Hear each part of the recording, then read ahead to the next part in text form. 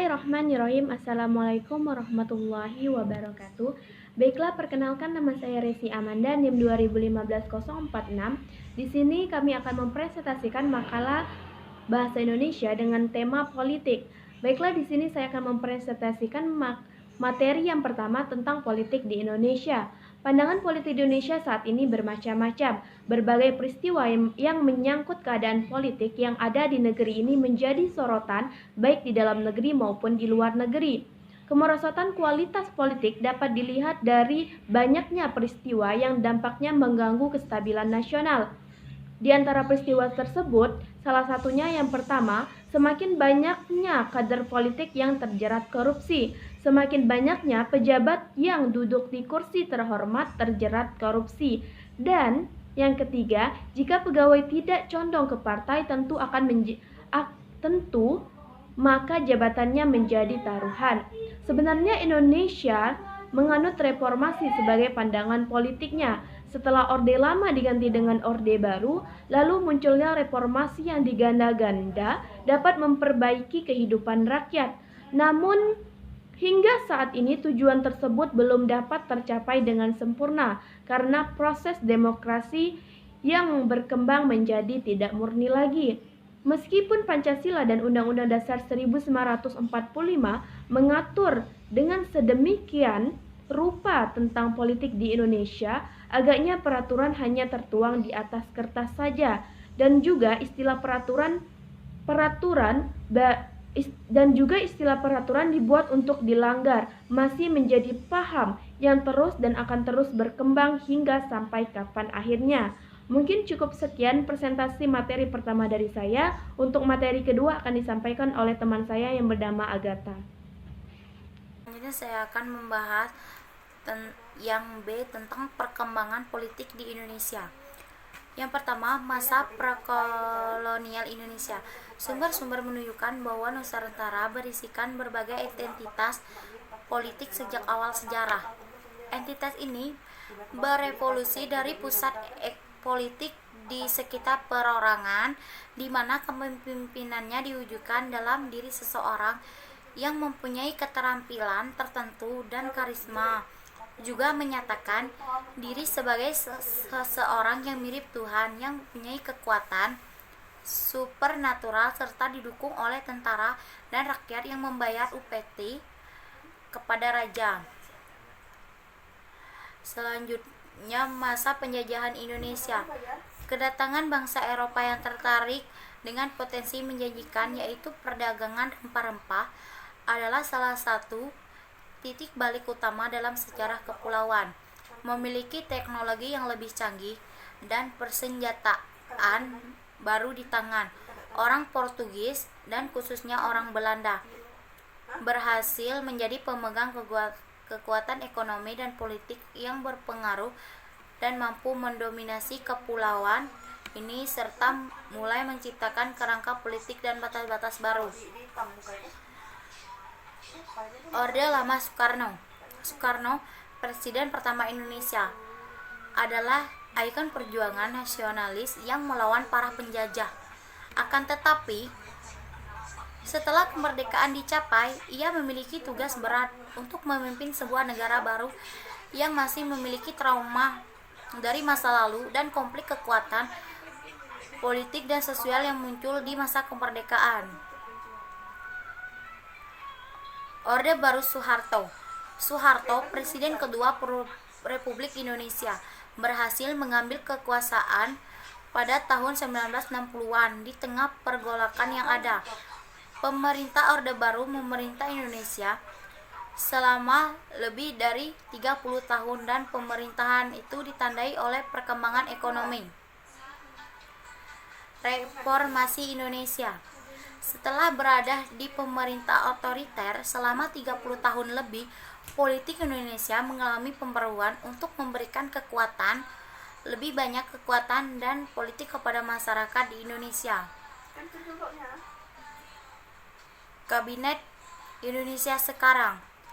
Bagian ini menampilkan daftar anggota Kabinet Presiden Joko Widodo yang dinamai Kabinet Kerja, yang diresmikan pada tanggal 27 Oktober 2014 dan akan memerintahkan sampai dengan tahun 2019 saat pemilu baru akan diadakan. Baiklah, mungkin presentasi saya sampai di sini dan akan dilanjutkan oleh teman saya selanjutnya. C. Politik Indonesia saat ini. Politik Indonesia dewasa ini seperti sedang mendominasikan wacana di media. Layaknya gula yang sedang dikelilingi semut, seperti itulah media yang memberitakan kondisi politik di Indonesia. Saat ini kondisi politik yang terjadi justru saling merebutkan kekuasaan. Para pejabat yang memiliki kekuasaan telah melupakan masyarakat. Janji-janji yang dahulu dibuat justru dilupakan. Seiring dengan kursi kekuasaan yang diperoleh seolah tidak menerima dengan kemenangan sang rival. Para pejabat masih saja sibuk menguasai kursi jabatannya. Lagi mereka melupakan soal rakyat. Kondisi tersebut sangat memprihatinkan. Hal tersebut masih salah satu contoh yang ada. Berbicara kondisi politik di Indonesia, maka tidak akan jauh dari sebuah kekuasaan. Akhirnya rakyat yang menjadi korban dan kondisi politik yang ada sekarang. Para birokrat bangsa ini sepertinya masih terlalu sibuk untuk terus berebut kursi kekuasaan. Begitu pula dengan politik. Ia akan bisa menjadi sebuah alat untuk mencapai sebuah kebahagiaan atau malah menjadi sebuah kesengsaraan. Dewasa ini para politikus yang ada justru tidak mampu memberikan sebuah kesejukan di tengah gerahnya suasana politik yang ada.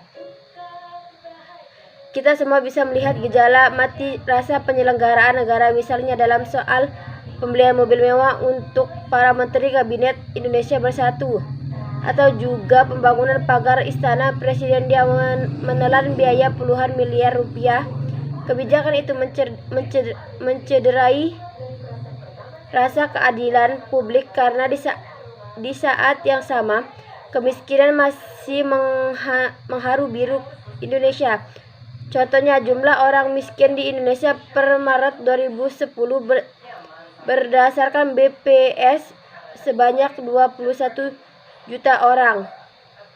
D. Sikap masyarakat terhadap dunia politik di Indonesia. Pelaksanaan demokrasi Indonesia saat ini sedang berjalan menuju demokrasi yang dewasa, di mana peran dan partisipasi rakyat sebagai pemegang kekuasaan tertinggi semakin terlihat jelas.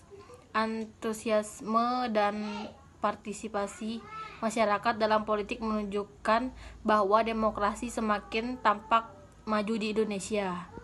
Sebagai mahasiswa, tentu harus membenahi, meluruskan pemikiran masyarakat tentang hal tersebut. Mahasiswa juga harus berpikir lebih kritis dan mampu memberikan solusi yang baik untuk menyikapi hal semacam ini. Karena politik bukanlah hal yang harus kita jauhi, tetapi sebaiknya kita sikapi dengan pemikiran yang baik, yang lebih jernih dan dewasa.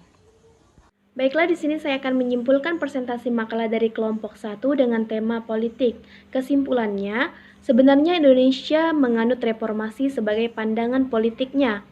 Setelah Orde Lama diganti dengan Orde Baru, lalu muncullah reformasi yang diganda-ganda dapat memperbaiki kehidupan rakyat. Namun, hingga kini tujuan tersebut belum terrealisasi dengan sempurna karena proses demokrasi yang berkembang menjadi tidak murni lagi.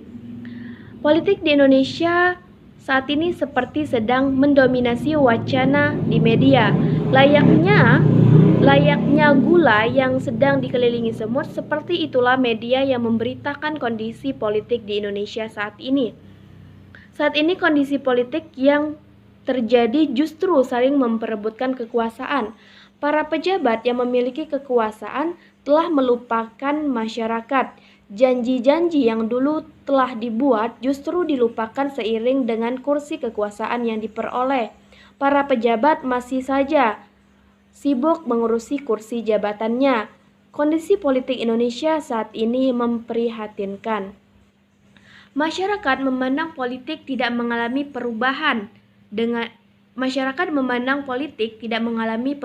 yang jelas karena banyaknya masyarakat yang menjadi korban kebanyakan politik yang sedang berkuasa. Ada sebagian masyarakat yang sangat mengerti politik, tetapi pemilu tidak mengubah, hanya sandiwara politik yang hakikatnya akan menguntungkan secara politik dan ekonomi kepada elit politik. Mungkin cukup sekian presentasi makalah dari kelompok 1 dengan tema politik. Apabila dari kami ada kata-kata yang salah, kami minta maaf. Kepada Allah kami mohon ampun. Hazamini syukran, wassalamualaikum warahmatullahi wabarakatuh.